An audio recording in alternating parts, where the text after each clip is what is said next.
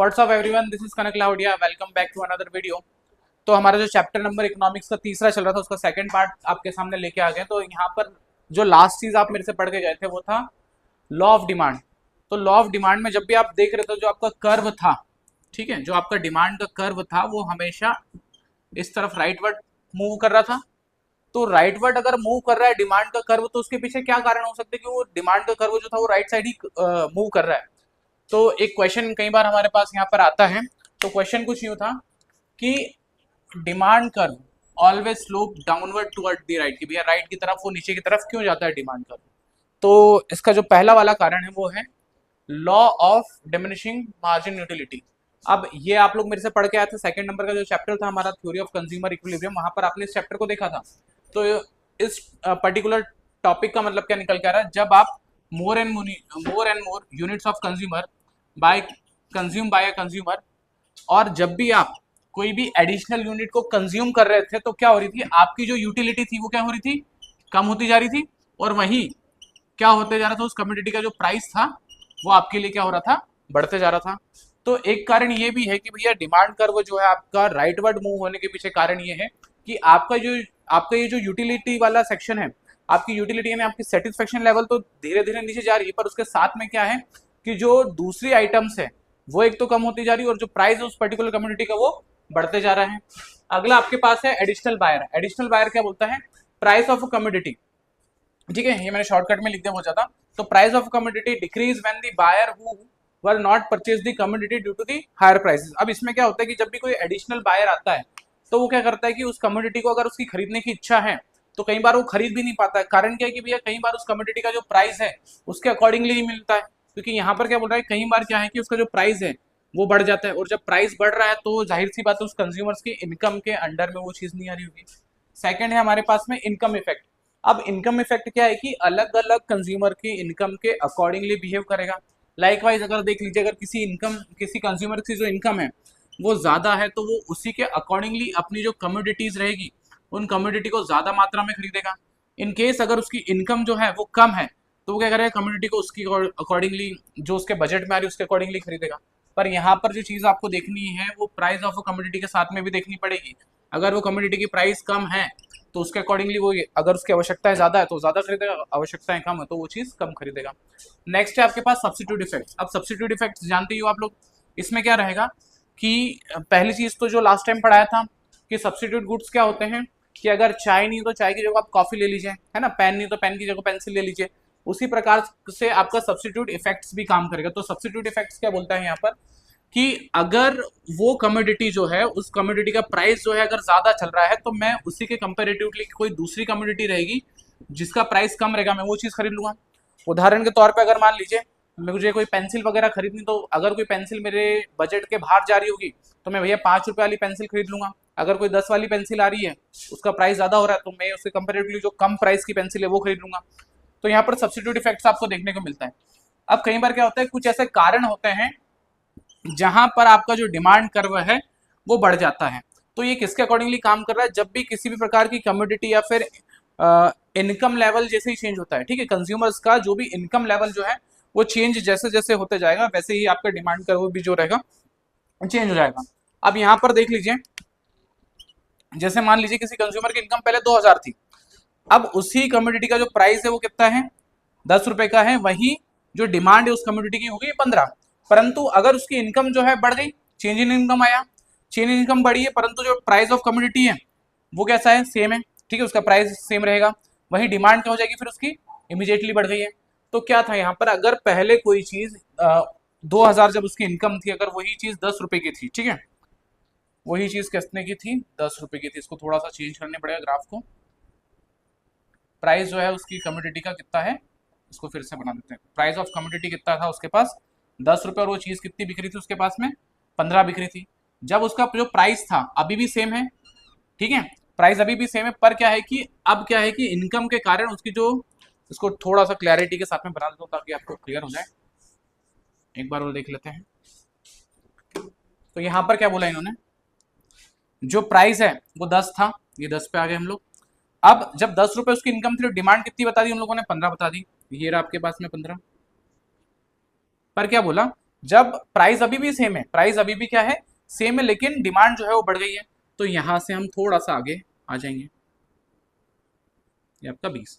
तो पहले उसकी डिमांड यहाँ थी, अब ये डिमांड क्या हुई, आगे की तरफ बढ़ गई। ठीक है, तो इसको हम D1 ले लेते, इसको हम D2 देख लेते। अब ऐसे क्या कारण है कि वो जो डिमांड कर्व था वो चेंज हो गया है। तो डिमांड कर्व चेंज होने के पीछे पहला वाला कारण अभी आपको दिखा, यहीं पे आपको दिख रहा है, इनकम चेंज हो गई है।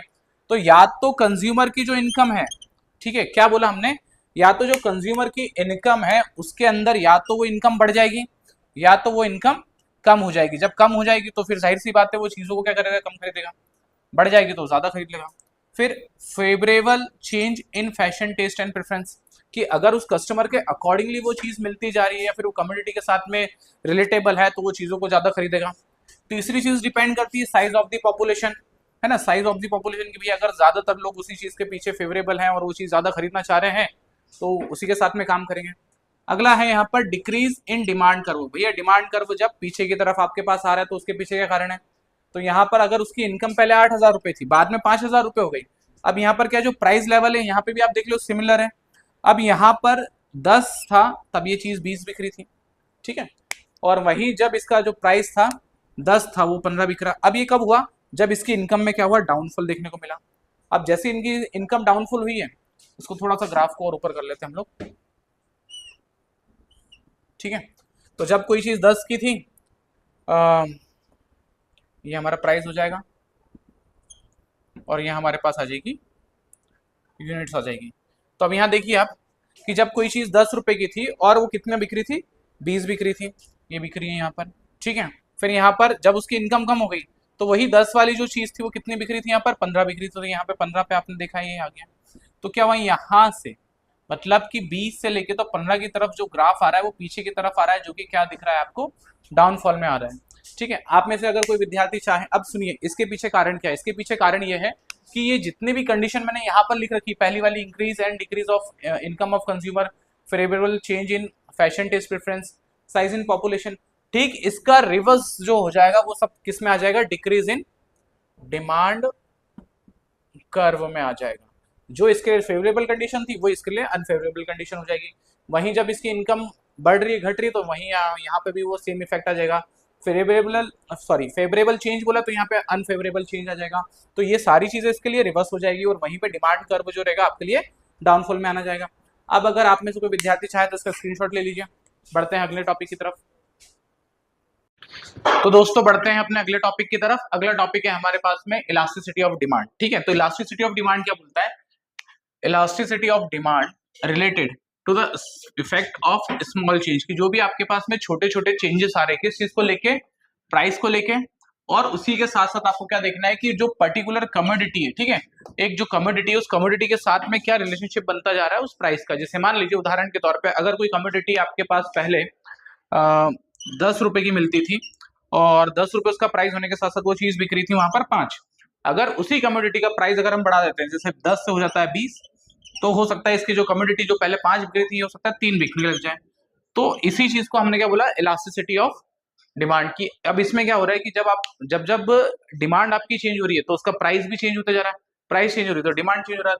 तो इसी छोटे छोटे चेंज को इन्होंने क्या बोला है हमारे पास में, इलास्टिसिटी ऑफ डिमांड। अब यहाँ पर इलास्टिसिटी ऑफ डिमांड को जब भी हम रिकॉग्नाइज करते हैं तो यहाँ पर दो चीजों के दो प्रकार है इसके। पहला वाला बोला है कि प्राइस के चलते इफेक्ट आता है डिमांड के अंदर, और दूसरा वाला जो इनकम के थ्रू इफेक्ट आता है। अब प्राइस के थ्रू आपने यहाँ पे देख लिया है ना। और कई बार क्या होता है जो कंज्यूमर की अगर इनकम इंक्रीज हो जाती है या फिर इंक्रीज उसकी इनकम अगर डिक्रीज हो जाती है, तो इनकम जब इंक्रीज हो रही है तब भी चेंज आएगा, डिक्रीज हो रही है तब भी चेंज आएगा। नेक्स्ट आपके पास में कुछ इंपॉर्टेंट क्वेश्चन है, degree of elasticity of demand. अब यहाँ पर कब कब, अब आपके पास कई बार क्या ये क्वेश्चन आ सकता है 4 नंबर के अंदर, ठीक है। तो 4 नंबर में कई बार ये क्वेश्चन देखने को मिलता है। इसमें जो सबसे पहली वाली जो डिग्री बनती है इनको बोला गया degree of price elasticity of demand, degree of price elasticity of demand. तो अब देखिए आपके सामने एक टेबल रिप्रेजेंटेशन कर रहे हैं हम लोग। इसमें क्या बताने जा रहे हैं कि जो डिमांड है वो आपकी कभी कभी इन्फिनाइट भी हो सकती है। इन्फिनाइट की हो रही है कि भैया देखो यहाँ पर क्या बोला है कि जो आपका प्राइस है, प्राइस कितना रखा है यहाँ पर हमने 10-10-10 रखा है ना। तो यहाँ पर जो आपका प्राइस है वो क्या है, एक जैसे ही है। जब आपका प्राइस 10 था तो यूनिट आपकी बिक्री थी 10, जब आपका प्राइस 10 था तो यूनिट बिक्री 30, यूनिट 10 फिर 30। अब हो क्या रहा है देखो आप यहाँ पर कि अगर उसके प्राइस के अंदर चेंज आएगा तो उसके डिमांड के अंदर भी चेंज आएगा। तो यहाँ क्या हो सकता है कि भैया अभी प्राइस के अंदर इतना चेंज नहीं आ रहा, लेकिन उसके कंपेरेटिवली जो डिमांड है वो तो चेंज हो रही ना। हो सकता है यहाँ पर नए बायर्स आपके साथ में जुड़ रहे होंगे, जैसे हमने लास्ट वाला एक टॉपिक देखा था, लॉ ऑफ मार्जिन डिमिनिशिंग। तो वहां पर एक पॉइंट आ रहा था कि भैया डिमांड कर्व जो है वो आपके राइट वर्ड्स क्यों मूव करता है। तो जब राइट वर्ड्स मूव कर रहा था तो उसके पीछे कुछ कारण था ना, तो कुछ कारणों में से एक कारण ये था कि यहाँ पर अगर इनकी प्राइस सिमिलर है तो हो सकता है यहाँ पर जो बायर्स है वो आपके पास ज्यादा आ रहे होंगे।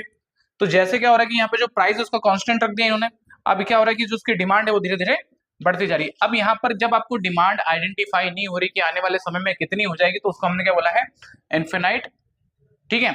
अब इसका जो दूसरा वाला हमारे पास है वो है परफेक्टली इनलास्टिक डिमांड। अब यहाँ पर क्या हो रहा है देखो आप, जो प्राइस है उस कमोडिटी की चेंज होती जा रही है, पहले 10 थी, 20, 30, परंतु जो इसकी यूनिट ऑफ डिमांड है, जो इसकी यूनिट्स बिक रही थी वो क्या है, कांस्टेंट है, एक जैसी है। तो उसका ग्राफ रिप्रेजेंटेशन अगर आप बनाते तो यहाँ पर क्या बता रहा है, जो इलास्टिसिटी ऑफ डिमांड है वो कैसे हो जाएगी, यहाँ पर जीरो हो जाएगी, क्योंकि यहाँ पर इसकी जो डिमांड है वो इंक्रीज हो रही है, क्या नहीं हो रही है। यहाँ पर सिर्फ क्या है कि इसका प्राइस जो है वो ऊपर जा रहा है, परंतु जो डिमांड है वो एज इट इज है। यहाँ पर तीसरा वाला टॉपिक आपके पास है यूनिटरली इलास्टिक डिमांड। अब यहाँ पर इलास्टिक बोल रहा है, यहाँ पर इनलास्टिक बोला था, यहाँ पे इन्फिनाइट बोला था। इन्फिनाइट पे पता नहीं कि भैया डिमांड कितनी और आगे जा रही थी, यहाँ क्या बता रहे हैं कि भैया जो आपकी डिमांड है इलास्टिक बता दी परफेक्टली कि इसका जो क्या बोलेंगे हम लोग, क्वांटिटी जो है वो क्वांटिटी आगे इंक्रीज नहीं हो रही है।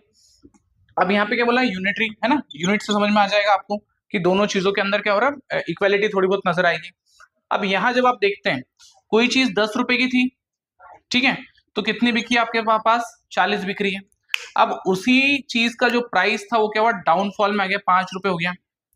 और वही जब आप यहाँ देख रहे हो तो पहले 40 की थी, फिर कितनी बिक रही है, 60 बिक रही है। तो अब इन दोनों के बीच में जब आप रेशो निकाल रहे हो ना तो 1:1 का रेशो बन सकता है। जैसे मान लीजिए 10 से 5 जा रही है प्राइस, तो 5 का डिफरेंस हुआ।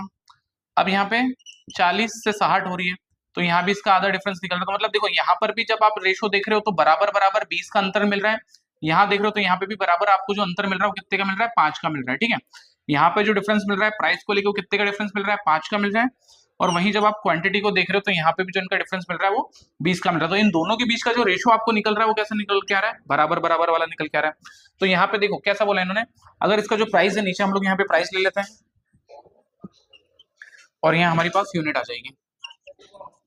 अब देखिए यहाँ पर अगर आपका प्राइस जितने से कम हो रहा है उतने से क्या हो रही है, आपकी क्वांटिटी डिमांड भी चेंज हो रही है। तो यहाँ पर क्या बोला है इन्होंने, यूनिटरी इलास्टिसिटी ऑफ डिमांड की। यहाँ पर अगर आप दोनों चीजों को देख रहे हो, प्राइस और इलास्टिसिटी ऑफ डिमांड को देख रहे हो या फिर यूनिट्स को देख रहे हो, तो उसका जो रेशियो आ रहा है या फिर उसका जो डिग्री आ रही है वो कैसी आ रही है, बराबर बराबर आ रही है। अगला है हमारे पास में रिलेटिवली इलास्टिक डिमांड। अब यहाँ पर जब आप देख रहे हो ना तो यहाँ पर जो प्राइस है, यहाँ पर जो प्राइस है वो कितना दिख रहा है आपको, यहाँ पे 100 दिख रहा है। वहीं जब आप इसकी यूनिट्स की बात कर रहे हो तो यूनिट्स पहले कितनी थी, अगर 100 रुपए उसका प्राइस था तो यूनिट बिक रही थी 20। अब क्या हुआ, जैसे ही उसका प्राइस में अगर हमने थोड़ी सी गिरावट कर दी है, देखो साइन बना हुआ है डाउनफॉल का, अगर उसकी प्राइस हमने 20 रुपए से कम कर दी और 80 रुपए उसका प्राइस कर दिया, तो जो डिमांड है, जो यूनिट्स है उस पर्टिकुलर कमोडिटी की या प्रोडक्ट है उसकी जो क्या कहेंगे डिमांड थी, वो डिमांड एकदम से क्या हो गई, बढ़ गई। तो ये जो डिग्री हो जाएगी आप में, आपके पास क्या हो जाएगी, ये ग्रेटर देन 1 की डिग्री हो जाएगी। अब यहाँ पर क्या हो रहा है कि जो डिमांड है आपकी प्राइस से कंपेरेटिवली ज्यादा बिक रही है। जैसे मान लीजिए यहाँ पर सीधा सीधा बोला है कि जो 20% से आपकी जो प्राइस है वो क्या हुआ, डाउनफॉल में आ गई। परंतु वहीं जब आप डिमांड की बात करें, उस पर्टिकुलर कमोडिटी की बात करें, तो कमोडिटी क्या है कि 40% से एकदम से बढ़ गई। क्योंकि यहाँ पर जब आप कंपेरेटिवली चेंज देखते हो तो एक में क्या है कि यहाँ पर अगर 20 है तो यहाँ ठीक उसका डबल चेंज आपको देखने को मिला है। फिर लास्ट वाली हमारे पास में क्या आ जाती है, रिलेटिवली इनलास्टिक डिमांड। अब यहाँ पर आप अगर देखते हो तो यहाँ पर प्राइस के अंदर आपको थोड़ा ज्यादा चेंज देखने को मिल रहा है ना। प्राइस जो है 60 से आगे देखो, यहाँ पर पहले कोई चीज 100 की बिक रही थी, मतलब 100 रुपए उसका प्राइस था, और वो चीज जब 100 रुपए की थी तो कितनी बिक रही थी हमारे पास में, 20 बिक रही थी। परंतु जैसे ही हमने उसका जो प्राइस एकदम 40 रुपए कर दिया, ठीक है, तो उसकी कंपेरेटिवली जो डिमांड थी, ठीक है, तो डिमांड भी उसकी कितने से बढ़ जाएगी, 20 से, और उसकी डिमांड बढ़ जाएगी। जैसे मान लीजिए पहले यहाँ पर आपको नजर आ रहा है कि 100 था, 100 से वो चीज 20 बिक रही थी। अब क्या हुआ, सडनली उसके हमने प्राइस के अंदर क्या कर दिया, गिरावट कर दी, तो ये प्राइस उसकी कम हो गई। जैसे उसकी प्राइस कम हुई है तो डिमांड उसने क्या करे, 20% से और इंक्रीज हो गई। तो कहने का मतलब आ रहा है यहाँ पर रिलेटिवली इनलास्टिक है। अब हो सकता है कि वो जो डिमांड है अभी 20% से बढ़ी, तो हो सकता है वो आने वाले समय में और ज्यादा बढ़ जाए। उम्मीद करता हूँ आपको ये सारे जो पार्ट्स है यूनिट 3 के demand and elasticity of demand के, ये आपको पसंद आए होंगे, आपको समझ में आए होंगे। तो बस इसी तरह हमारे साथ बने रहिए। धन्यवाद। जय हिंद, जय भारत।